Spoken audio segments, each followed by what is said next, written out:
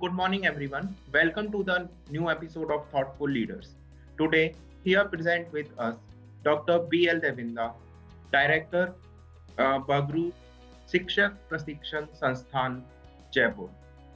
मैं अब सर से निवेदन करना चाहता हूँ, सर आप अपने बारे में कुछ बताएं हमारे दर्शकों को। Okay, thank you. Good morning everybody. सबसे पहले तो मैं कॉलेज दुनिया की इस टीम को धन्यवाद देना चाहूँगा कि उन्होंने मुझे ये मंच दिया अपने वक्तव्य उद्बोधन के लिए। सबको बहुत बहुत धन्यवाद, बधाई। और मैं बताना चाहूँगा, मैं डॉक्टर B.L. देविंदा पिछले 21 वर्षों से शिक्षा से जुड़ा हुआ हूँ। 1999 में मैंने अग्रवाल PG कॉलेज ज्वाइन किया है। आज मैं head of the department political science वहाँ काम कर रहा हूँ। और मैंने सबसे पहले 2006-07 में बगरू शिक्षक प्रशिक्षण महाविद्यालय के रूप में एक संस्थान चालू किया, जिसमें टीचर्स ट्रेनिंग प्रोग्राम शुरू किया गवर्नमेंट ऑफ इंडिया की तरफ से, गवर्नमेंट ऑफ राजस्थान की तरफ से। और उसके बाद मैंने बालिका शिक्षा के लिए बगरू में सबसे पहले गर्ल्स कॉलेज खोला।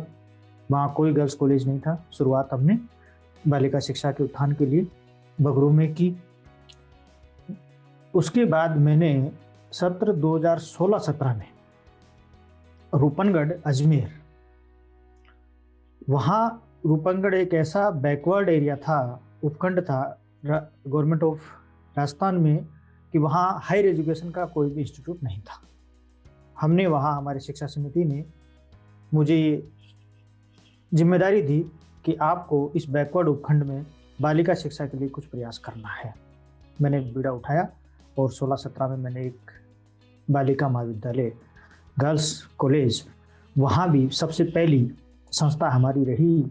जैसे बगरू भी हमारी पहली संस्था थी गर्ल्स कॉलेज के लिए, और रूपनगढ़ भी हमारी पहली संस्था थी गर्ल्स कॉलेज के लिए। उसके बाद हमने 18-19 में वहाँ शिक्षक प्रशिक्षण महाविद्यालय भी शुरू किया। निरंतर दोनों इंस्टीट्यूट्स हमारी चल रही है मेरी देखरेख में। चलिए sir, thank you so much sir. काफ़ी ज़्यादा काम किया है आपने शिक्षा की फील्ड में। इसके लिए मतलब हमें ऐसे ही लोग चाहिए सर समाज में, जो मतलब महिला शिक्षा या गर्ल्स एजुकेशन को आगे बढ़ाएं और मतलब एजुकेशन का महत्व समझें बेसिकली। जी जी जी। तो चलिए अब से इंटरव्यू शुरू करते हैं। तो मेरा पहला क्वेश्चन जो आपसे रहेगा वो रहेगा, sir being the director of institute, what is your philosophy of leadership? How would you describe your leadership style? मतलब आप अपनी लीडरशिप स्टाइल को कैसे देखते हैं, मतलब कैसे डिस्क्राइब करेंगे? देखिए, लीडरशिप अपने आप में बहुत बड़ी चुनौती है। वैसे तो स्टूडेंट लाइफ में मेरे पॉलिटिकल साइंस सब्जेक्ट रहा है, और उसके साथ साथ मैंने पब्लिक एडमिनिस्ट्रेशन भी पढ़ी है। और पब्लिक एडमिनिस्ट्रेशन में हमारे को लीडरशिप सिखाया जाता है। नेतृत्व एक सिद्धांत है, थ्योरी है। वो थ्योरी हमने व्यवहार में इम्प्लीमेंट की और सफलता हमें मिली। तो लीडरशिप का सबसे महत्वपूर्ण गुण ये होता है कि आपके जितने भी अधीनस्थ हैं, जितने भी वर्कर्स हैं, जिनको आपने संस्था में जोड़ा है, उनकी सहभागिता 100% आपको कैसे मिले, इसके लिए आपको उनका माइंडसेट पहले करना होता है। अपॉइंटमेंट देना, काम करवाना, इससे पहले उनके दिमाग में ये मानसिकता तैयार करना कि मुझे इस संस्था में पूर्ण मनोविवेक से कार्य करना है। तो ये बात हम सबसे पहले हमारे जितने भी वर्कर्स है, कर्मचारी है, टीचर्स है, नॉन टीचिंग स्टाफ है, उन सबको हम सबसे पहले यही प्रेरणा देते हैं कि जिस संस्था में आप काम कर रहे हैं, उस संस्था में आपको पूर्ण समर्पित होकर काम करना है, पूरी तरह से इन्वॉल्व होकर काम करना है। एक फैमिलियर एटमॉस्फेयर की हम डिमांड करते हैं, और हम भी ये अपेक्षा रखते हैं, और हम पूरा उनको फैमिलियर एटमॉस्फेयर देने की कोशिश भी निरंतर करते हैं। और इसी का परिणाम रहा कि मुझे निरंतर आगे शायद संस्थाएं खोलने का अवसर मिलता रहा। थैंक यू सर, धन्यवाद सर आपके आंसर के लिए। काफ़ी अच्छे से आपने बताया कि हमें मतलब एक फ्रेंडली एटमॉस्फेयर देना चाहिए अपने जो अधीनस्थ हैं, तभी वो अच्छे से काम, मतलब उनकी जब तक अकाउंटेबिलिटी नहीं होगी तब तक वो अच्छे से परफॉर्म नहीं कर पाएंगे। ओके ओके, बिल्कुल बिल्कुल। हाँ सर, मेरा अगला क्वेश्चन आपसे ये है, जैसा कि आपने मेरे को बताया कि आप 21 वर्ष से शिक्षा के फील्ड में हैं, तो sir what are the key factors that keep you connected with the education sector? देखिए, मैं सबसे बड़ा जो मेरे लिए एजुकेशन की तरफ झुकाव, क्योंकि मैं एक शिक्षक के रूप में नौकरी तो मैंने 99 में ज्वाइन कर ली थी, लेकिन पूरी तरह से मैं संतुष्ट नहीं हो पा रहा था, क्योंकि मुझे जो कमियां लग रही थी, और वो सबसे बड़ी कमियां थी टीचर एजुकेशन की। हमारे यहाँ राजस्थान में, मैं आपको बताना चाहूँगा, 2006-07 से पहले मात्र 56 इंस्टीट्यूट थी, मात्र 56। मतलब हम केवल 5600 टीचर तैयार करते थे एक साल में, पूरे राजस्थान। तो हमारे विद्यार्थी, क्योंकि टीचरों की रिक्वायरमेंट ज़्यादा रहती है स्कूल्स में, सब जगह एजुकेशन का जैसे दायरा बढ़ रहा था, टीचर्स की संख्या में ज़रूरत महसूस हो रही थी, तो हमारा जो विद्यार्थी था वो जा रहा था जम्मू कश्मीर, हरियाणा, दूसरे स्टेट्स में बीएड की डिग्री लेने। तत्कालीन higher education minister Ghanshyam Tiwari ji थे, वसुंधरा राजे सरकार की थी उसमें हमने तिवारी जी से निवेदन किया कि सर, अगर हम क्यों नहीं टीचर्स ट्रेनिंग कॉलेज अपने यहाँ स्थापित कर दे राजस्थान में, केवल 56 कॉलेज हैं, 5600 स्टूडेंट्स को हम टीचर बना पाते हैं, क्यों ना हम इसका दायरा बढ़ा दें। घनश्याम तिवारी जी ने, मैं आज भी उनके व्यक्तित्व से काफ़ी प्रभावित हूँ, उन्होंने तुरंत हमारी बात स्वीकार की और उन्होंने एप्लीकेशन मांगी।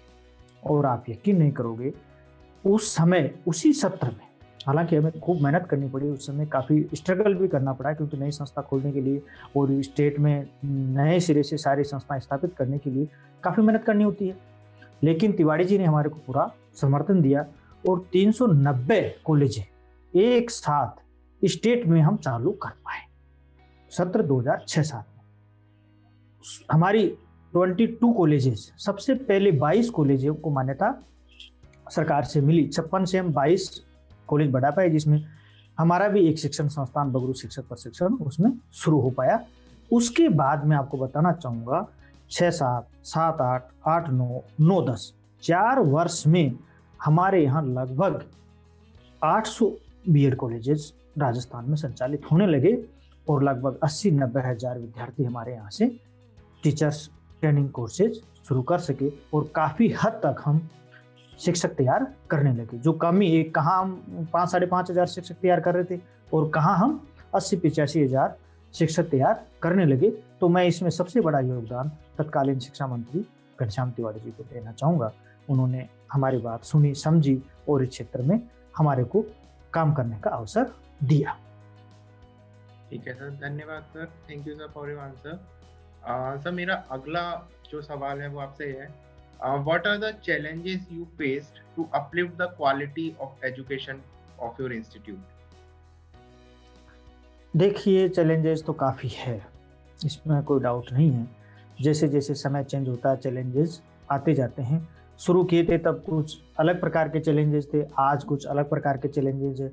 और कोविड-19 के बाद तो आप जानते हो कि सारी एजुकेशन ही ऑनलाइन प्लेटफॉर्म पे आ गई। क्लासरूम्स तो पिछले 9 मंथ से बंद पड़े हैं, तो नई चैलेंजेस हमारे को हर बार जैसी जैसी परिस्थितियाँ चेंज होती जाती है, वैसे वैसे नए नए चैलेंजेस हमारे सामने आते रहते हैं। लेकिन शिक्षा में सबसे बड़ी जो समस्या है वो गुणवत्ता को बनाए रखना है, क्वालिटी को बनाए रखना है। और टीचर्स ट्रेनिंग इंस्टीट्यूट में तो ये बहुत ज़रूरी होता है, क्योंकि टीचर्स ट्रेनिंग इंस्टीट्यूट में अगर हम शिक्षक योग्य और क्या कहते हैं बुद्धिमत्तापूर्ण शिक्षक तैयार नहीं कर पाएंगे तो हमारे स्टूडेंट सही तैयार नहीं हो पाएंगे। और आज जो नई शिक्षा नीति हमारे प्रधानमंत्री जी ने दी है, उसमें मैं आपको बताना चाहूँगा कि शिक्षक प्रशिक्षण कोर्सेज में भी उन्होंने काफ़ी चेंजेस करने की संभावनाएं व्यक्त की है। और उसमें जो सबसे महत्वपूर्ण बात है, उन्होंने 3 स्टेप हमारे एजुकेशन में बढ़ाए हैं शिक्षक प्रशिक्षण कोर्सेज में।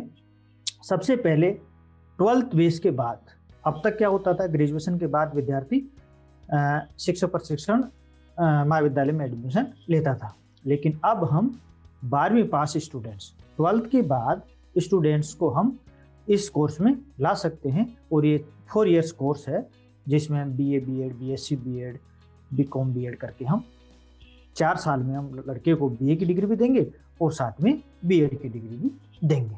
उसके साथ साथ जो लड़का ग्रेजुएट है उसके लिए 2 साल का कोर्स है, 2 साल में हम उसको BEd की डिग्री देंगे। और जो लड़का पोस्ट ग्रेजुएट है अर्थात जिसने PG कर ली, स्नातक करने के बाद स्नातकोत्तर भी उसने कर लिया, उसको हम 1 साल की BEd की डिग्री कोर्स प्रोवाइड करवाएंगे। तो 1 year 2 year 4 year degree courses हमारे यहाँ शिक्षक प्रशिक्षण महाविद्यालयों में आने वाले हैं, जो विद्यार्थियों को लिए काफ़ी सुविधाजनक रहेंगे।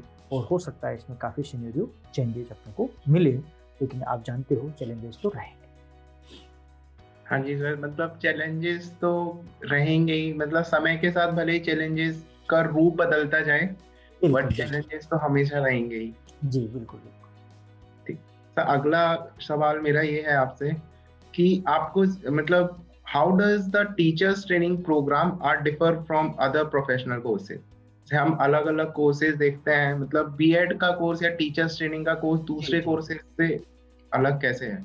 बिल्कुल बिल्कुल सर, ये मैंने आपको पहले भी बताया अभी पहले क्वेश्चन में कि शिक्षक प्रशिक्षण जो कोर्सेज है जिसमें हम अध्यापक तैयार करते हैं, टीचर्स तैयार करते हैं, वो अन्य प्रोफेशनल कोर्सेज से काफ़ी अलग है। अलग क्यों है मैं आपको बताना चाहूँगा। इंजीनियर्स है वो अपने फील्ड में काम करते हैं, डॉक्टर्स है वो अपने फील्ड में काम करते हैं, साइंटिस्ट है वो अपने फील्ड में काम करते हैं, लेकिन टीचर वो है जो सोशल फील्ड में काम करता है। सोशल मतलब समाज के बीच में रह करके उसको काम करना होता है। सबके अलग अलग फील्ड हो सकते हैं, लेकिन उसका जो शिक्षक है वो मानव के बीच रहेगा और मानव को ही वो तैयार करेगा। मतलब उसकी जो भूमिका है वो ह्यूमन को लेकर के है, और ह्यूमन जो नेचर है वो आप जानते हो कितनी चैलेंजेस होती है। ह्यूमन नेचर को उस परिस्थिति के अकॉर्डिंग ढालना एक बहुत बड़ी चुनौती होती है शिक्षक के सामने। नवाचार करना, नए स्टूडेंट, नई जनरेशन जो आ रही है उसको किस तरह से हम शिक्षा के लिए तैयार करें, उसके संपूर्ण व्यक्तित्व का विकास कैसे कर सकें, ताकि वो अपना एम लेकर, देखो हर तरह का एम लेकर के विद्यार्थी आता है। स्कूल में टीचर होता है, अब वो स्कूल में तो बच्चे को सामान्य शिक्षा दी जाती है, उसके बाद वो जाएगा इंजीनियर बनने, डॉक्टर बनने, अन्य किसी भी फील्ड में जाएगा, प्रोफेशनल कोर्स में जाएगा, लेकिन सबसे पहले तो उसको शिक्षक के साथ नवाचार करने पड़ेंगे। तो शिक्षक तो वो पहली पाठशाला है, टीचर तो वो पहली पाठशाला है जो हर फील्ड के स्टूडेंट्स को टैकल करता है और उसके दिमाग में ये बैठाने की कोशिश करता है कि जो भी आपके दिमाग में जो भावनाएं विकसित हो रही है, जो आपके व्यक्तित्व में एक नवीन केंद्र विकसित हो रहा है, अगर कोई विद्यार्थी जिस फील्ड में जाना चाहता है उस फील्ड के लिए उसको तैयार करना, 12th के बाद में उसको उस फील्ड में उतारना, ये शिक्षक के लिए बहुत बड़ी चुनौती होती है। और ये काम केवल शिक्षक ही कर पाता है, अन्य प्रोफेशनल कोर्सेज के लिए ये लागू नहीं होती है, ये केवल शिक्षक के लिए लागू होती है। तो ये एक अपने आप में बहुत अलग प्रकार के ट्रेनिंग कोर्सेज होते हैं जिसमें हमें पूरी तरह से व्यक्ति को उस तरह से तैयार करना होता है कि वो मूल जो मानव जो बच्चा एक बन करके आता है उसको हम कैसे भावी नागरिक बना करके भेजें, ताकि वो समाज में समुचित विकास के दायित्व में अपनी भूमिका निभा सके। हाँ जी सर, तो काफी अच्छे से एक्सप्लेन किया आपने कि एक टीचर का रोल क्या होता है हमारी सोसाइटी में। मतलब सारा दारोमदार अगर हम देखें तो वो एक शिक्षक के ऊपर है कि बच्चा आगे जाके क्या बनेगा, क्या करेगा, ये इनिशियल लेवल पे एक शिक्षक ही तैयार करता है। जी जी जी। तो मेरा अगला क्वेश्चन आपसे जो है वो है, what are the best practices offered by the institute to the students which help them to gain necessary skills?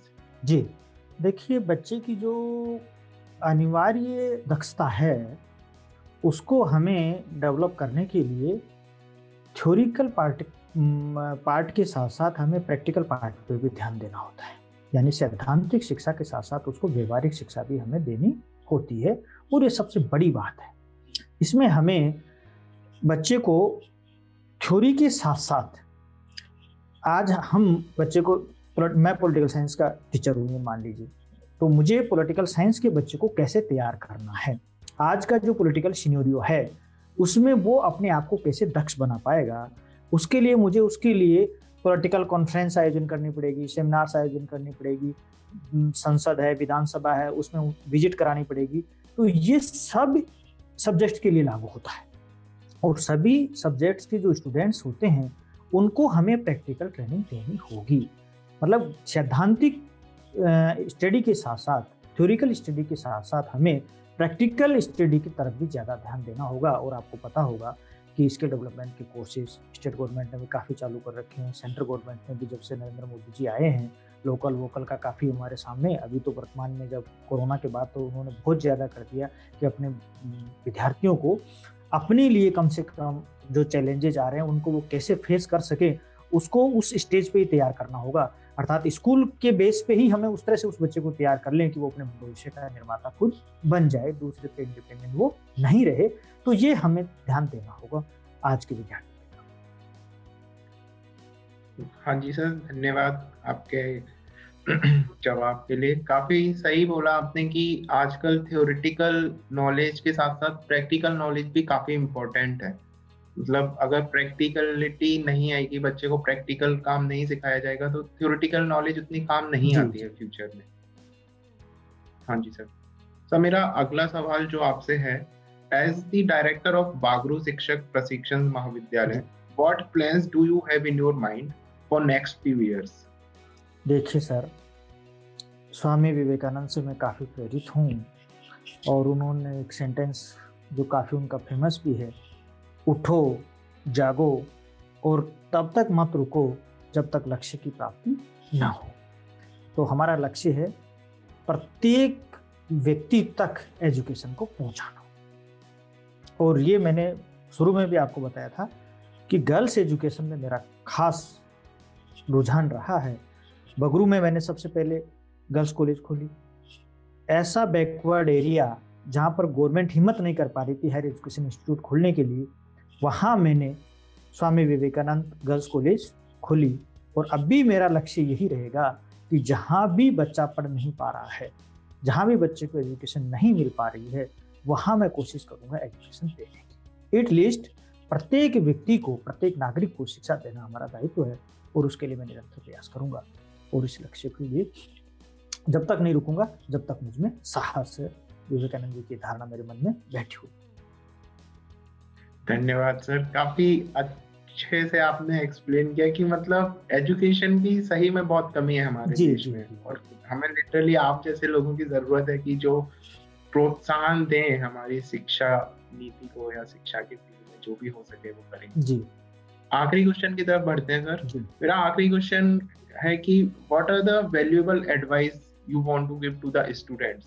मतलब जो छात्र हैं उनको आप क्या एडवाइस करना चाहेंगे उनके अच्छे फ्यूचर? बिल्कुल। मैं सभी स्टूडेंट्स को ये कहना चाहूँगा कि देखिए, मेहनत तो हमें करनी है नो डाउट, लेकिन मेहनत के साथ साथ हमें किस बात का ध्यान रखना है वो मैं आपको बताना चाहूँगा। वो भी विवेकानंद जी के विचारों में आपको कहना चाहूँगा सभी विद्यार्थियों को। आदर्श, अनुशासन, मर्यादा, परिश्रम, ईमानदारी तथा उच्च मानवीय मूल्यों के बिना किसी का जीवन महान नहीं बन सकता। तो ये बात हमें प्रत्येक विद्यार्थी को ध्यान में रखनी होगी कि जो भी हम कार्य कर रहे हैं वो पूरी ईमानदारी और मर्यादा में रहकर करें। ईमानदारी से तो करना ही है, इसके साथ साथ हमें मर्यादा और अनुशासन भी बनाए रखना है। तो जो हमारे मानवीय मूल्य हैं, मानव होने के नाते जो नैतिक मूल्य हमारे को ईश्वर ने प्रदत्त किए हैं, उनका हमें ध्यान रखते हुए निरंतर परिश्रम करना और उसके बाद सफलता प्राप्त करना और अपना वांछित लक्ष्य प्राप्त करना, ये मेरी शुभकामनाएं सब विद्यार्थियों के लिए है। धन्यवाद सर, धन्यवाद। आपने जो भी एडवाइसेस हमारे स्टूडेंट्स के लिए दी, जो भी बताया कॉलेज के बारे में या शिक्षा के बारे में, मुझे भरोसा है कि सर कि ये जो भी विचार आपने यहाँ दिए हैं ये हमारे जो छात्र हैं उनको किसी ना किसी तरह से प्रभावित जरूर करेंगे। और मैं आपको धन्यवाद देना चाहता हूँ आपके टाइम के लिए कि आपने कॉलेज दुनिया पे अपने विचार रखने के लिए टाइम निकाला, और we are very thankful to you. Thank you sir for the interview. बिल्कुल, मैं भी आप पूरी टीम को धन्यवाद देना चाहूँगा कि आपने मुझे मंच दिया और मेरे विचारों को एक गति देने का प्रयास आप लोगों ने किया। इसके लिए मैं आपकी पूरी टीम को और खासकर आपको, क्योंकि आपने बार बार मुझसे संपर्क करके और इस मंच पे लाने का प्रयास किया, इसलिए आप बहुत बधाई के पात्र हो। धन्यवाद आपको। और मैं कहना चाहूँगा आपको कि ऐसे आयोजन होते रहने चाहिए और विद्यार्थियों तक अच्छी बातें पहुँचनी चाहिए।